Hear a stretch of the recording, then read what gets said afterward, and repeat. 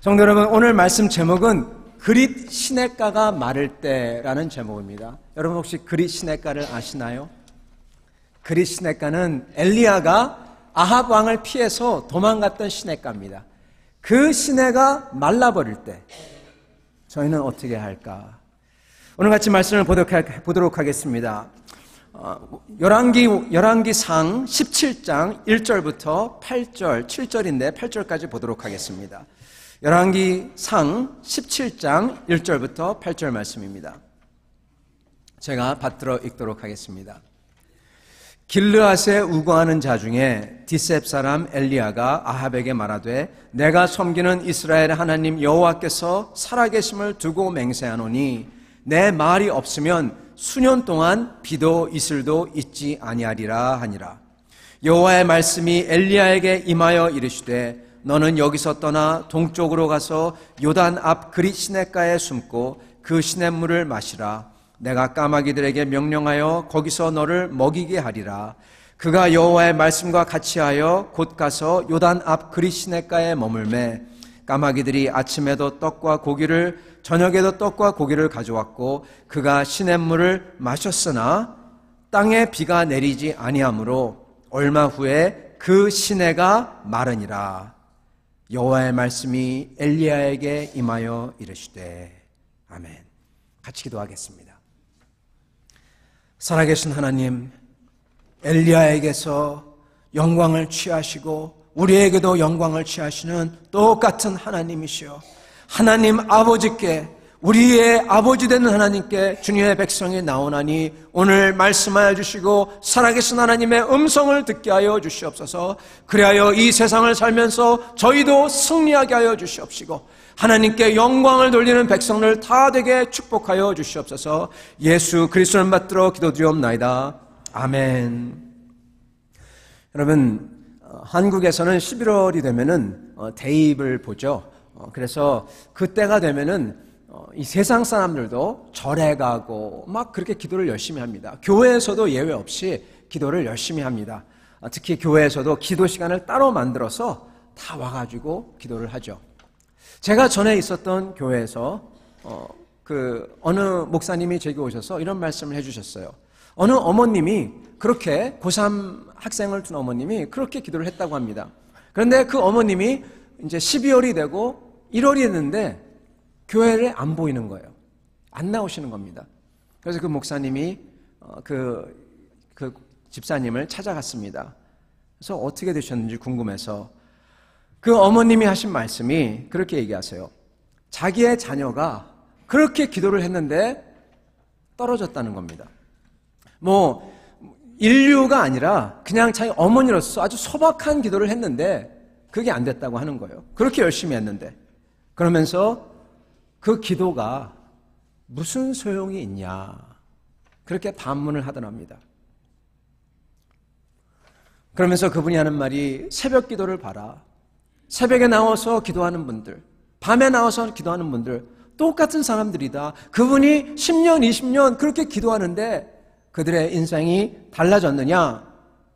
그렇게 기도해도 또 기도하는데 기도가 과연 쓸모가 있느냐? 그렇게 반문을 하셨다고 합니다. 그러면서 교회에서 예배 안 나오기 시작하셨대요. 여러분, 요즘 또 생각한다는 신앙인들과 목회자분들이 이런 말씀을 합니다. 기도하면 이루어준다. 그래서 기도하라. 이렇게 말하지 말라. 이것은 사람들을 호도하는 것이다. 기복신앙이다. 그리고 너무 비현실적이다. 이렇게 비현실적인 기대를 갖게 하고 사람들로 하여금 자꾸만 기도를 하게 하고 그리고 이게 안 될 경우에 실망하게 하고 비현실적인 걸 갖고 기도하니까 이건 아니지 않느냐. 기도해도 아픔이 온다는 것을 알아야 하고 그리고 구하는 것보다는 성숙하도록 기도하게 해야 한다. 이렇게 말을 합니다. 여러분은 이에 대해서 어떻게 생각을 하십니까? 여러분, 이거 참 좋은 말입니다. 그런데 이것의 문제는 아브라함의 기도도 비현실적이었다는 것입니다. 모세도 다윗도 사도 바울도 성경의 하나님은 이런 신앙을 요구한다는 겁니다.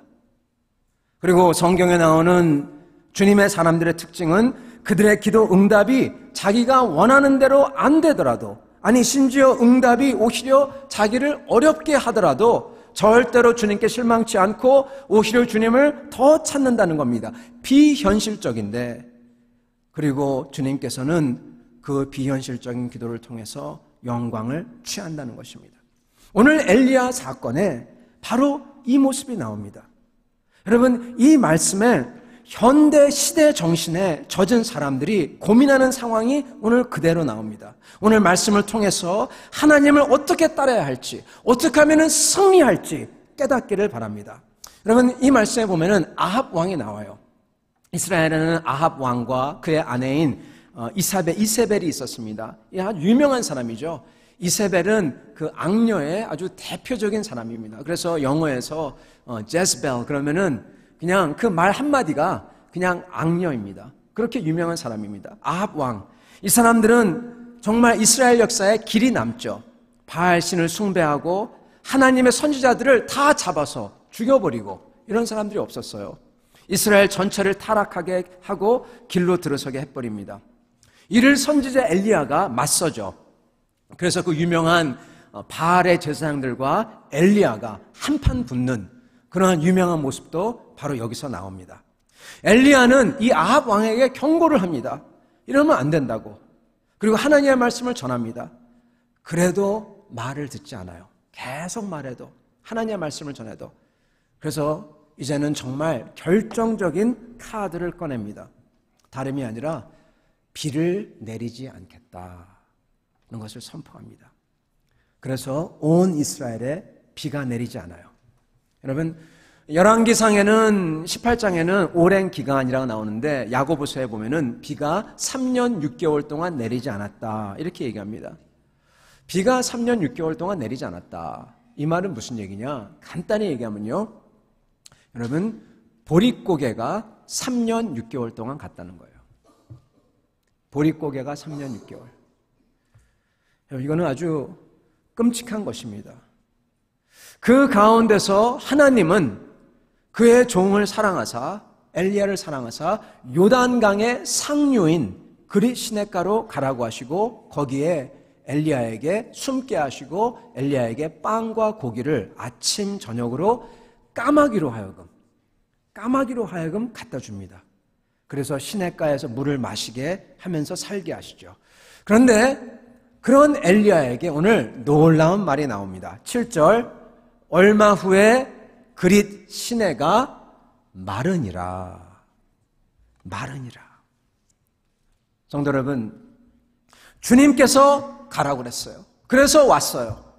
하나님의 구원하신다고 해서 왔어요. 근데 그게 말라버립니다. 어떻게 하면 좋아요? 오늘 말씀에는 죄된 세상에 찾아오는 고난, 고통이 주님의 자녀, 주님의 종에게도 예외 없이 찾아왔다는 겁니다. 똑같이 찾아온다는 겁니다. 똑같이. 환난과 고통에 예외가 없다는 거예요. 이것을 어떻게 해석해야 될까요? 그리고 더욱더 어려운 건요, 여러분. 이 고통은요, 바로 엘리야가 그렇게 기도했던, 하나님께 구했던 그 기도의 응답이라는 겁니다. 비를 안 내리게 해달라 기도했잖아요. 여러분, 우리가 기도했는데, 그리고 그 응답이 왔는데, 응답이 바로 극심한, 내가 죽을지 살지 모르는 환난이라는 거예요. 그게 응답으로 왔다는 것입니다. 성도 여러분, 이런 상황, 저희는 어떻게, 그리고 무엇을 구해야 할까요?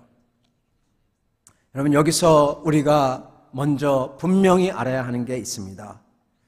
주님께서 가라고 하셨는데, 기도의 응답인데, 그래서 모든 게 잘 될 줄 알았는데 이게 뭐야? 이러면 안 된다는 겁니다. 여러분, 많은 사람들은요, 기도를 해요.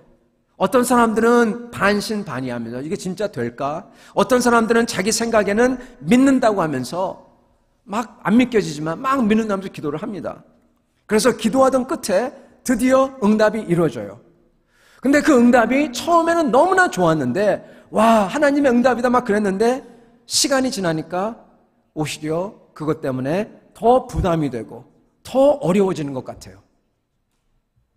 제가 전도사로 섬길 때 제가 예전에 인턴십을 1년 동안 간 적이 있습니다. 그때 그 전도사로 섬겼을 때 그 교회에 어떤 자매가 있었어요. 그 자매님은 성격이 굉장히 독특했던 자매입니다. 그분은 새벽기도 물론 안 나오죠.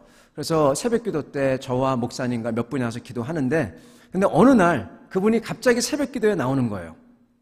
그것도 새벽기도 뭐 일주일에 월요일만 나온다, 수요일만, 이게 아니라 매일 꼬박꼬박 나오는 거예요. 그래서 이게 얼마나 갈까? 일주일, 2주일 지나면 끝날까 했는데 이분이 2주, 3주, 한 달, 그리고 2달이 지나도 계속 나오는 겁니다. 하루도 안 빠지고. 그래서 놀라서 같이 이제 새벽기도 끝나고 교제를 하는데 그분이 말씀을 해주는 겁니다. 왜 이렇게 기도를 어떻게 하게 되셨냐 물어보니까 그분이 수줍어하면서 말씀을 해주시는데 6개월 동안 자기가 작정 기도를 하기로 했다고. 그 이유는 자기가 결혼하고 싶어서 결혼할 배우자를 달라고 기도한다고. 그 얘기를 듣고 우리 목사님과 저는 참 잘하셨다고, 우리도 같이 기도해드리겠다고 같이 기도합니다. 근데 정말 기도할 때 울면서 기도해요.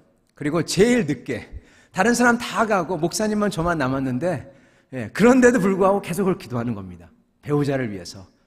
저는 그렇게 이 결혼을 위해서 기도하는 분 처음 봤어요, 그때.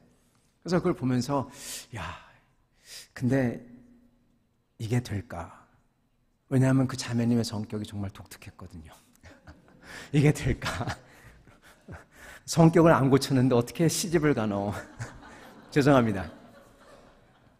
그러고 이제 총각인 저로서는 그렇게 생각을 하고 있었는데, 근데 정말 새벽마다 울면서 기도를 하는 거예요. 정말 간절히. 정말 대단했어요. 그래서 저도, 저희 전부 다 그 기도를 보면서 같이 안 기도할 수가 없잖아요. 열심히 저희도 뜨겁게 울면서 기도를 했습니다. 그리고 6개월이 끝날 때 어느 날 그 자매님이 오시더니 너무너무 기뻐하는 거예요. 그러면서 전도사님, 목사님 막 그러면서 다른 얘기 안 하고 손을 내밀어요. 이게 뭐예요? 손가락을 보니까 여러분 이따만한 다이아가 번쩍번쩍 하는 겁니다. 이제 알았죠? 와, 축하한다고, 축하합니다 막 그러면서 그러면서 이거 멋있죠? 그래서 뭐라고 합니까? 이게 뭐 작다 크다 말할 수 없고 정말 아름답네요. 뭐 그렇게 얘기할 수밖에 없죠. 정말 아름답네요. 축하합니다. 그런 다음에 그분이 자기 남편 될 사람에 대해서 뭐라고 말할 줄 알았는데, 뭐 내 남편 될 사람 이래요, 아니면은 이렇게 해서 만났어요, 뭐 이런 얘기를 할 줄 알았는데, 그런 다음에 싹 돌아서요. 다른 사람에 가더니 이것 보세요 그러더니 또 이래요. 멋있어요. 그러면 또 아니 남편에 대해서 좀 얘기할 줄 알았는데 남편이 얘기를 전혀 안 하는 거예요. 하여튼 시집 간다고 반지 받았다고 그러는 겁니다. 그래서 목사님과 사모님은 사실 내심 걱정을 많이 했습니다. 저는 잘 모르지만 그런가 했죠. 저는 총각이기 때문에 몰라서 그런가 했는데, 그런 다음에 이제 인턴십이 다 끝나고 약 10년의 세월이 지나서 그 목사님을 다시 만났어요. 얘기하다가 마침 그 자매님이 생각이 나서 어떻게 잘 지내냐고 물어보니까 그 자매님의 결혼이 파경을 맞았다는 소식을 들었습니다. 그러면서 그 자매님이 내 남편은 정말 이상한 사람이라 얘기한다고 합디다, 그렇게 얘기합니다. 여러분, 이런 경우 그 결혼은 기도의 응답이 원래 아니었을까요? 그때는 기도 응답이었는 줄 알았는데 기도 응답이 아니었나요? 그러면 원천무효일까요? 여러분, 응답이 되었는데 처음에는 너무 좋았는데 시간이 지나니까 오히려 그것 때문에 더 부담이 되고 어려운 것 같을 때 많은 사람들은 이때 뭐라고 얘기하냐? 이게 원래 주님의 응답이 아니었어, 이렇게 얘기합니다. 그러면 다른 것을 구합니다. 신앙이 더 약한 사람들은 주님의 응답이란 게 아니라 이게 다 우연이구나, 이렇게 얘기합니다. 오늘 엘리야에게 일어난 일을 보면 정말 주님이 응답했는데, 주님의 은혜인데, 그럼에도 불구하고 상황이 어렵게 바뀐다는 거예요. 그리 시냇가가 말라버렸어요. 여러분, 이렇게 어려워진 엘리야는 어떻게 뭘 느끼고 있을까요? 힘들어하고 있을까요? 이건 하나님의 은혜가 아니었구나 이러고 있을까요? 여러분, 엘리야는 그러지 않습니다. 그럴 수가 없어요. 왜요? 분명하니까. 은혜를 한 번 경험한 사람은 그 은혜 후에 어려움이 오더라도 의심할 수가 없습니다. 왜냐하면 그 은혜를 경험했으니까. 어떻게 엘리야가 그 은혜를 의심치 않냐? 왜냐하면 가뭄이 오도록 또한 자기가 기도했기 때문에 그래요. 자기가 기도했잖아요. 여러분, 저희는요, 평상시에 하나님을 알아야 되고 하나님을 알기 위해서 기도해야 됩니다. 그래야 힘든 시기가 와도 의심치 않고 기회를 잡을 수가 있어요. 엘리야는 어려울 때, 아합 왕을 만나서 싸울 때 기도했고, 그래서 하나님의 역사를 봅니다. 가뭄이 옵니다. 그리고 또 하나님의 은혜를 봅니다. 고기를 갖다 주고 빵을 갖다 주고, 그것도 까마귀를 통해서. 말도 안 되는 이야기죠. 까마귀가 자기가 먹지 왜 엘리야에게 갖다 줍니까?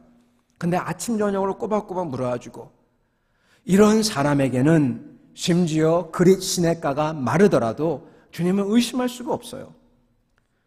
지금 엘리야의 마음은 그렇다면 과연 어떨까요? 여러분, 어렵죠. 마음이 어려워요. 지금 숨어 있어요. 당장 먹을 게 없는 것 같아요. 그릿 시냇가도 말라버렸어요. 그리고 두렵죠. 왕을 피해서 숨어 있어요. 그런데 이런 마음뿐일까요?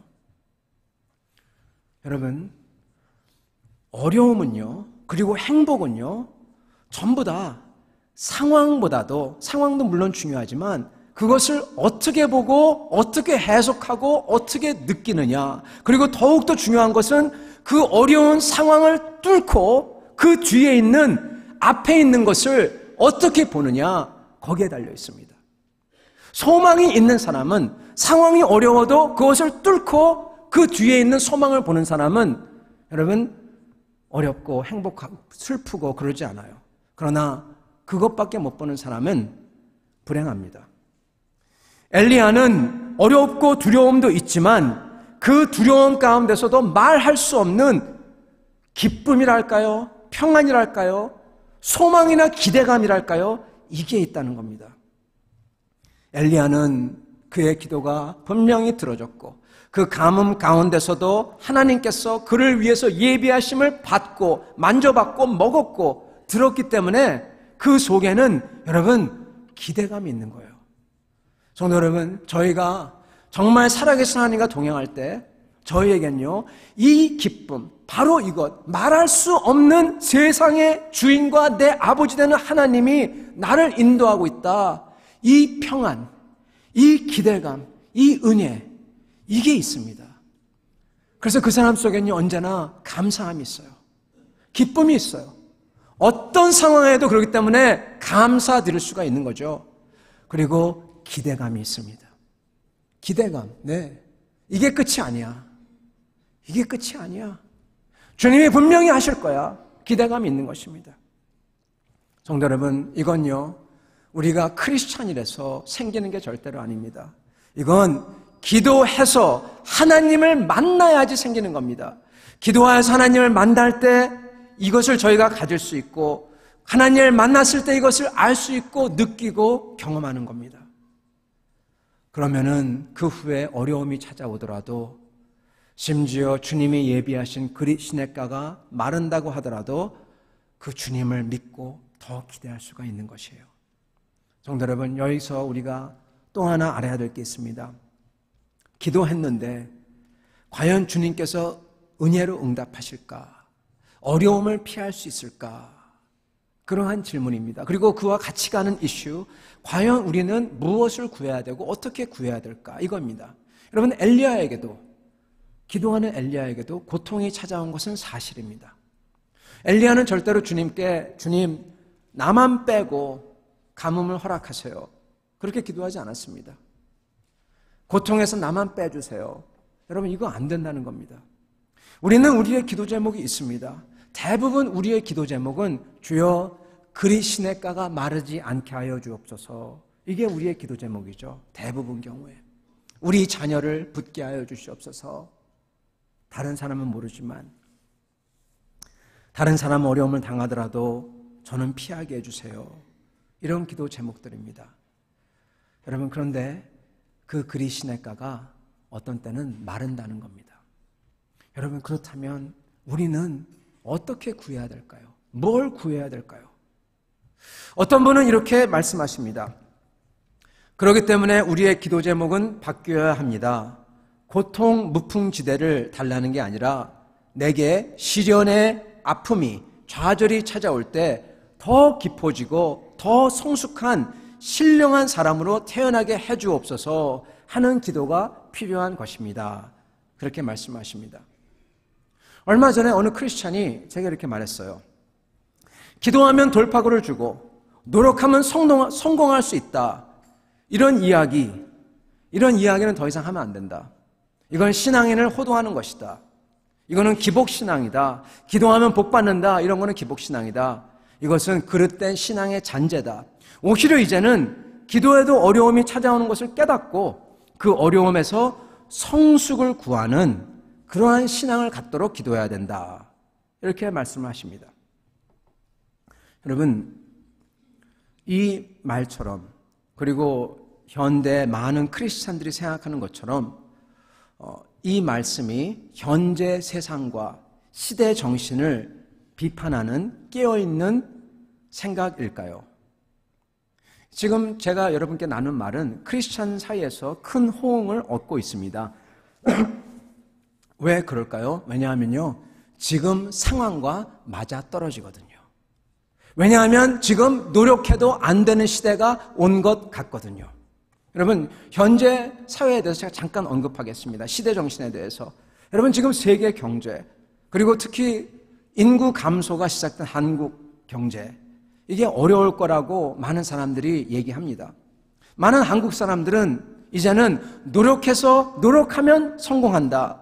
이 이야기는 70년대, 80년대, 90년대 한국 경제가 성장할 때만 가능한 얘기지 이제 내려가는 마당에서는 이거 아니다.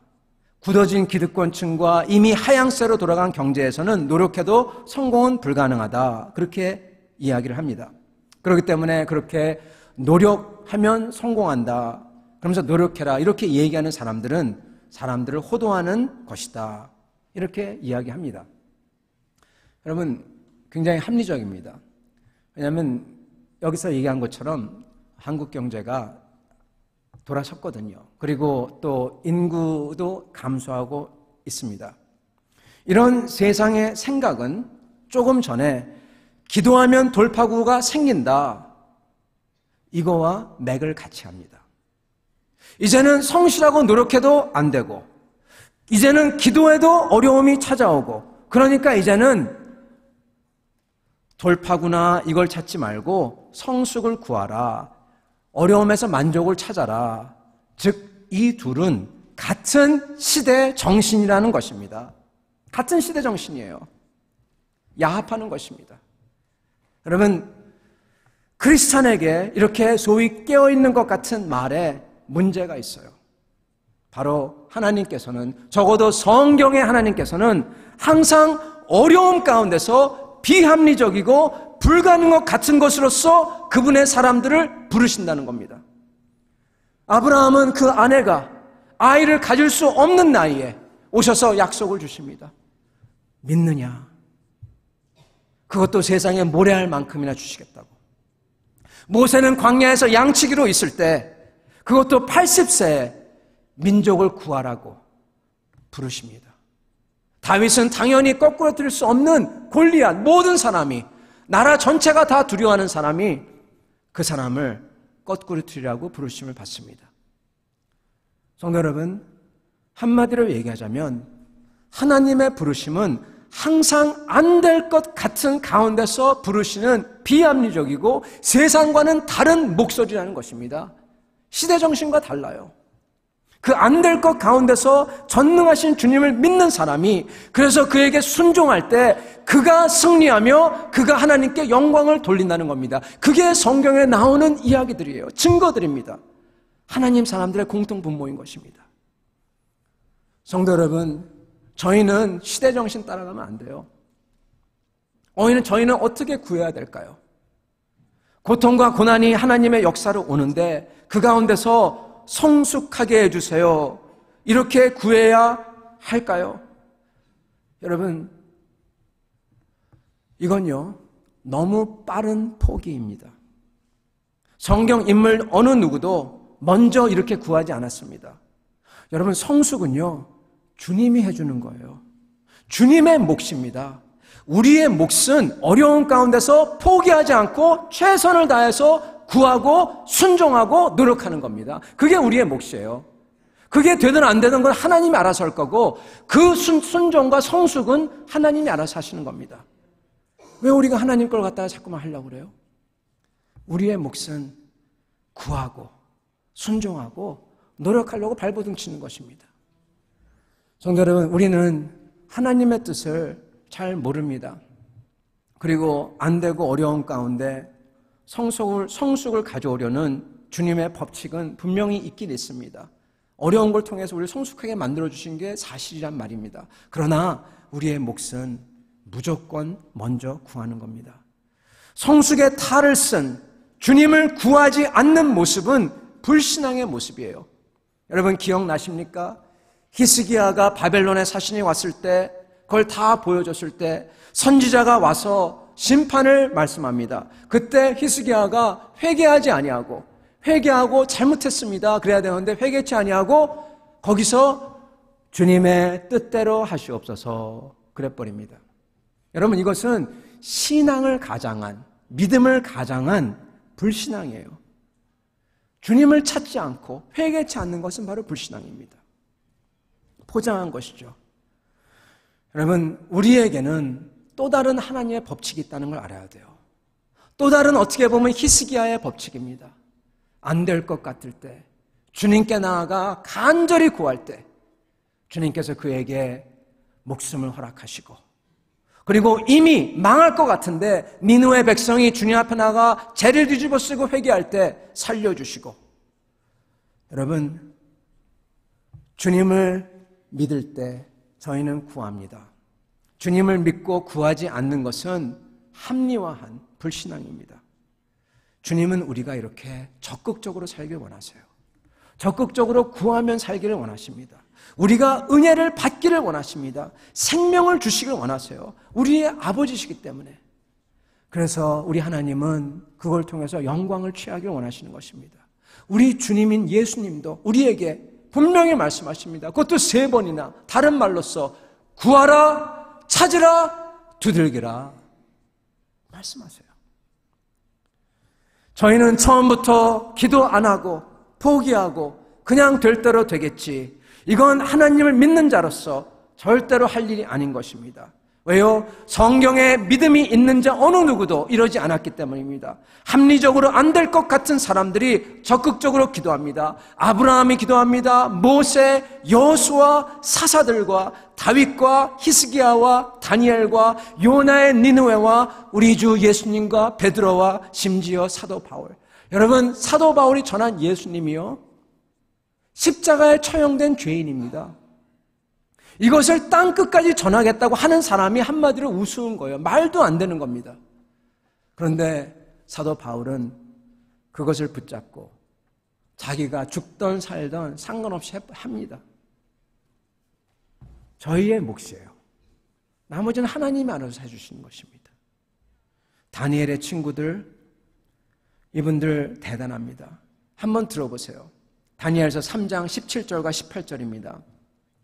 왕이 다니엘의 친구들에게 우상을 만들어 놓고 여기 절하지 아니하면 풀무불에 던져버린다. 그랬을 때 절하지 않습니다. 그러면서 하는 말이 왕이여 우리가 섬기는 하나님이 계시다면 우리를 맹렬히 타는 풀무불 가운데에서 능히 건져내시겠고 왕의 손에서도 건져내시리이다.